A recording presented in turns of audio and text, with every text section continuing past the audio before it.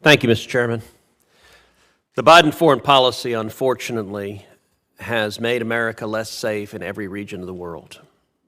But there is no region of the world where it has proven a bigger disaster than the Middle East.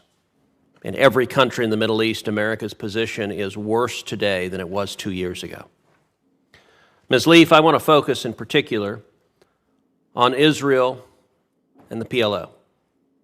The United States Congress has determined that the Palestine Liberation Organization and its affiliates are a terrorist organization and a threat to the interest of the United States. It's written in the United States law, 22 U.S. Code, Chapter 61.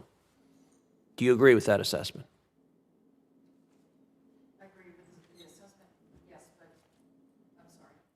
So you agree with Congress's assessment that the PLO is a terrorist organization? Yes.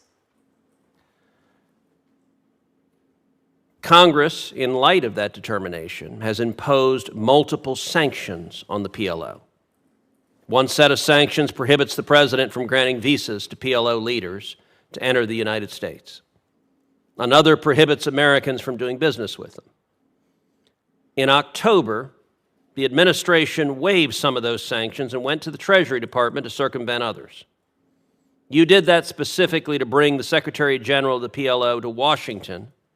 You held press briefings for him with top State Department officials. Why did you do that? Why did you bring a terrorist leader to the United States? Senator, we have the authority to waive in the national interest. I didn't ask if you had the authority to waive. I said, why'd you do it? We brought the delegation here to the United States to have discussions that would go to a number of interests that we have that go to Israel's security, frankly. So you were not concerned with the fact that the PLO has been determined to be a terrorist organization. You were not concerned with the fact that you were violating congressional determinations that we should not bring terrorist leaders to Washington. Instead, you sought a specific waiver. And your justification, your public justification, which you gave a variant of that right now, is that you think we should engage with terrorists. The problem, Ms. Leaf, is that your strategy is failing, and it's failing catastrophically. On Friday, you sent a report to Congress officially certifying that the Palestinian Authority and the PLO, and I'm going to quote, that they have not met legal requirements for, quote, terminating payments for acts of terrorism against Israeli and U.S. citizens. Now, publicly, when the administration defends engaging with terrorists, you claim things are going well. But when you file a statutorily mandated report with Congress, you admit the PLO is continuing what are called pay-to-slay payments. They are paying for terrorists to murder Americans and to murder Israelis. And nonetheless, this administration is bringing those terrorist leaders to Washington, is bringing them to cocktail parties to wine and dine political leaders in the administration, and is also funneling. Last year, the Biden administration, USAID said, USAID, this is another quote, has invested $150 million this past year to empower Palestinians to build thriving and resilient communities. In violation of at least the spirit, if not the letter, of the Taylor Force Act. Why, given that you have now certified to Congress that the PLO is continuing to pay terrorists to murder Americans and murder Israelis, why is the administration sending $150 million to them? So I'll let my colleague answer that in a moment, but I would like to get to the question you ask that goes to the issue of both the engagement here in Washington as well as the regular engagements that we have with the PA officials. We are working to bring pay-to-slay to an end, period. Have you succeeded? Not yet. We are working to do so. And you're still sending them money? We are working to do so. Are you still sending them money? We do not provide assistance to the Palestinian Authority. Does USAID? Does the administration? No. Please. Your testimony is the USAID does not provide money to the PLO? We do not. We abhor prisoner payments, and we have raised these concerns repeatedly to the Palestinian leadership. We are fully compliant with the Taylor Force Act. No money goes to the Palestinian Authority. So who have you given the $150 million to? To support the Palestinian. Who people got to the money? build. Not to So, support for the Palestinian. example, Like who specifically Palestinian- deposited the check? For example, Palestinian civil society organizations to hold the Palestinian Authority accountable. So And is it also your to build- testimony that none of the groups that you have sent that money to are in any way affiliated with the PLO or other terrorist organizations that are paying to murder Americans and Israelis? Is that your testimony to this committee? We work hard to put in place a series of risk mitigation measures to is- prevent the diversion of assistance to terrorists and terrorist organizations through partner vetting. Okay, I'm going to and try one also more through time. Is it your third-party testimony monitoring. that the recipients of that money have no affiliation with terrorist groups that are Based- paying to murder Americans and Israelis? Based on the results of our vetting, and when we get allegations that suggest otherwise, we investigate them carefully and take action as needed. Thank you.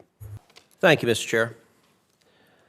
Ambassador Leaf, you are the administration's point person on the Middle East. How's that working out? I love my job, Senator. Have things in the Middle East gotten better or worse since Joe Biden became president? We have had a series of black swan events, so no doubt the region is in a very difficult state. Is your answer things have gotten worse? My answer is that a series of black swan events have crowded upon Have they the, gotten better? You're not suggesting things have gotten better, No, are I you? have not. In fact, they've gotten a lot That's- worse. That's the nature of black swan. So it's black swans. You guys had nothing to do with it. It's not mistakes you made. It's just something that happened externally. Well, I think an assessment of the events of October 7th is still to be done. I can't speak to that. Okay, so did y'all make any mistakes that led to it?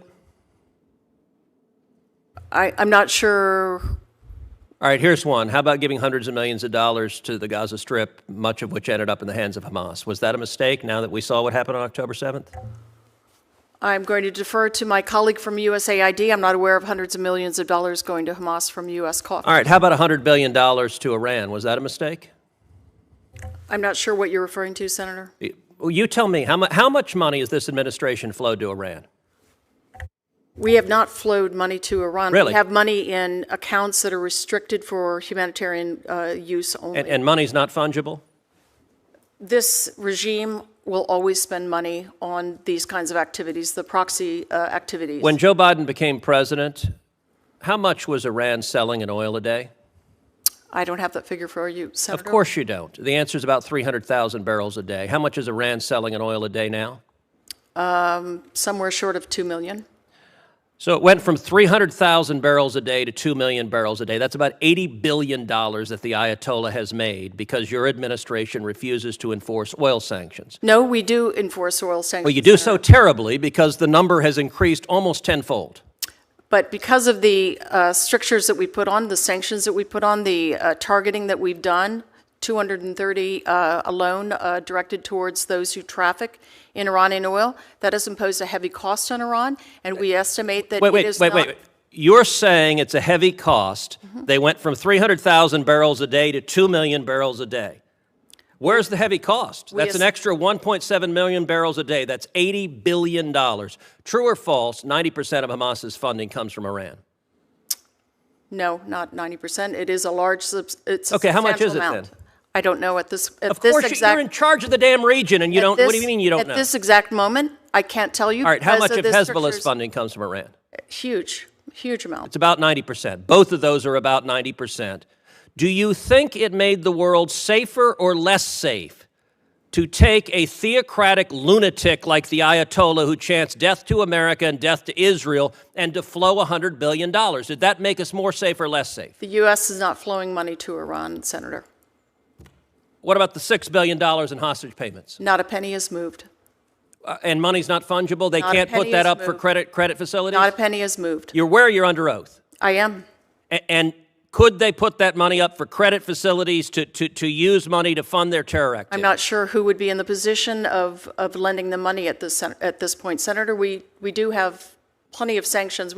Iran is one of the most But heavily you're not sanctioned enforcing regimes. them. This administration, every lunatic on earth that wants to kill us, this administration gives money to. All right, let me ask you this. Israel has said it is their policy to utterly eliminate Hamas. Does this administration, does President Biden support Israel in its commitment to utterly eliminate Hamas? Of course. of course, then why are you calling for an immediate ceasefire before they eliminate Hamas? Israel has accepted that proposal. No, they have not. They have. Is there a ceasefire that's happened? Hamas has not yet fully accepted Is there a ceasefire? Israel most certainly has not. I'm aware the Israeli- Biden administration has told the press that Israel has. The Israeli but- leadership. So I asked you a question. Do you support Israel's military objective of utterly eliminating Hamas? You said yes, and the next sentence you said, but they should cease fire right now and not eliminate No, Hamas. I agree with the way that the president characterized it, Senator, on May 31st, which is to say that we agree with the objective that Hamas never again control the Gaza Strip or threaten Israel. That will not be achieved by military means alone. So it's not now, we said their military objective was to defeat Hamas. So you just said it's impossible to defeat Hamas. When Is you that first right? posed the question, you said eliminate Hamas. I said utterly eliminate Hamas. I didn't say over time, not over 1,000 No, years. I said defeat an enemy because they are murderers who murdered 1,200 people, who raped women and little girls. It won't be done by military means alone. Okay, so it is the position of this administration it is impossible by military means to defeat Hamas. Yes, it is. Let me ask you, you also want to see, essentially as a reward for October 7th, a Palestinian state. It's not a reward. It's not a reward, it just achieves what they want as a benefit for these murders. Let me ask you something. If Hamas is governed by Hamas, if Hamas governs Gaza, how is Israel's safety protected? It's an impressive job, Mr. Chairman. Bang, bang. Let the witness finish answering the You question. should not be frightened of these questions, Mr. Chairman. Gentleman's time has expired. Hamas has never supported a two-state solution. So indeed, a Palestinian state that is negotiated with Israel, that lives in peace side by side And with governed by Israel, Hamas. is not a reward to Hamas. Hamas doesn't support such a thing, does not recognize Israel's right to exist. Your policy has been an utter disaster.